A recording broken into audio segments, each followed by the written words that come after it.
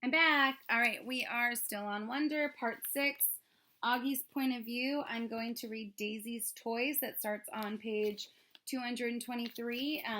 It's a pretty short chapter, and the other one I'm going to read right now is Heaven. Daisy's Toys. Justin came over about half an hour later. He gave me a big hug and said, "Sorry, Auggie." We all sat down in the living room, not saying anything. For some reason, Via and I had taken all of Daisy's toys from around the house and had put them in a little pile on the coffee table. Now we just stared at the pile.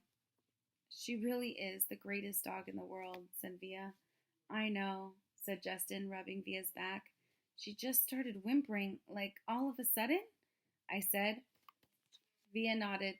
"Like 2 seconds after you left the table," she said. "Mom was going to go after you, but Daisy just started, like, whimpering." "Like how?" I said. "Just whimpering. I don't know," said Via. "Like howling?" I asked. "Auggie, like whimpering," she answered impatiently. "She just started moaning, like something was really hurting her, and she was panting like crazy. Then she just kind of plopped down, and Mom went over and tried to pick her up, and whatever, and she was obviously hurting. She bit Mom." "What?" I said. "When Mom tried to touch her stomach, Daisy bit her hand," he explained. "Daisy never bites anybody," I answered. "She wasn't herself," said Justin. "She was obviously in pain." "Daddy was right," said Via. We shouldn't have let her get this bad." "What do you mean?" I said. "He knew she was sick?"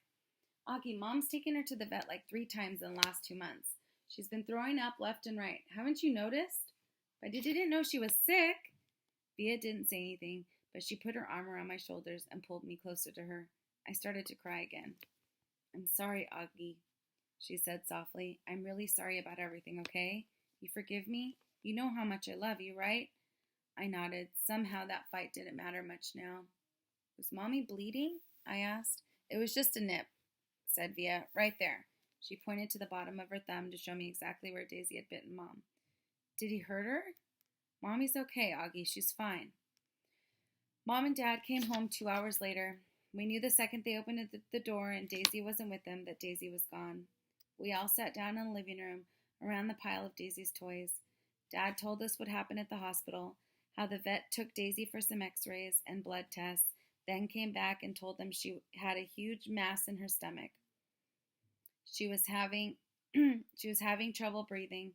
Mom and Dad didn't want her to suffer, so Daddy picked her up in his arms like he always likes to do, with her legs straight up in the air, and he and Mom kissed her goodbye over and over again and whispered to her while the vet put a needle into her leg. And then, after about a minute, she died in Daddy's arms. "It was so peaceful," Daddy said. Wasn't in any pain at all, like she was just going to sleep. A couple of times while he talked, Dad's voice got trembly and he cleared his throat. I've never seen Dad cry before, but I saw him cry tonight. I had gone into Mom and Dad's bedroom looking for Mom to put me to bed, but saw Dad sitting on the edge of the bed, taking his socks off. His back was to the door, so he didn't know I was there. At first, I thought he was laughing because his shoulders were shaking. But then he put his palms on his eyes, and I realized he was crying. It was the quietest crying I'd ever heard, like a whisper. I was going to go over to him, but then I thought maybe he was whisper crying because he didn't want me or anyone else to hear him. So I walked out and went to Via's room, and I saw Mom laying next to Via on the bed, and Mom was whispering to Via, who was crying. So I went to my bed and put on my pajamas without anyone telling me to, and put the nightlight on and turned the light off and crawled into the little mountain of stuffed animals I had left on my bed earlier. It felt like that all had happened a million years ago. I took my hearing aids off and put them on the night table and pulled the covers to my ears and imagined Daisy snuggling with me, her big wet tongue licking my face all over like it was her favorite face in the world. And that's how I fell asleep. Who's that? All right, another short chapter. It's called Heaven. I woke up later on and it was still dark. I got out of bed and walked into Mom and Dad's bedroom. "Mommy?" I whispered. It was completely dark, so I couldn't see her open her eyes. "Mommy? You okay, honey?" she said groggily. "Can I sleep with you?" Mom scooted over towards Daddy's side of the bed, and I snuggled up next to her. She kissed my hair. Is your hand okay? I said. Via told me Daisy bit you.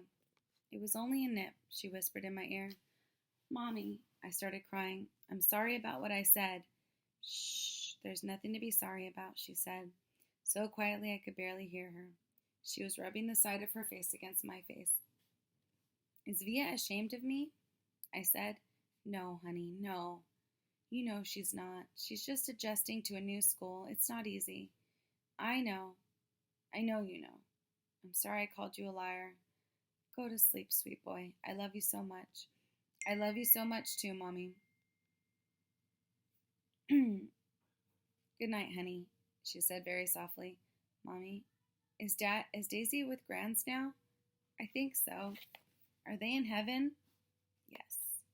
Do people look the same when they go to heaven? I don't know. I don't think so. Then how do people recognize each other? I don't know, sweetie. She sounded tired. They just feel it. You don't need your eyes to love, right? You just feel it inside you. That's how it is in heaven. It's just love, and no one forgets who they love. She kissed me again. Now go to sleep, honey. It's late, and I'm so tired. But I couldn't go to sleep, even after I knew she had fallen asleep. I could hear Daddy sleeping too, and I imagined I could hear Via sleeping down the hall in her room, and I wondered if Daisy was sleeping in heaven right now. And if she was sleeping, was she dreaming about me? And I wondered how it would feel to be in heaven someday and not have my face matter anymore. Just like it never ever mattered to Daisy.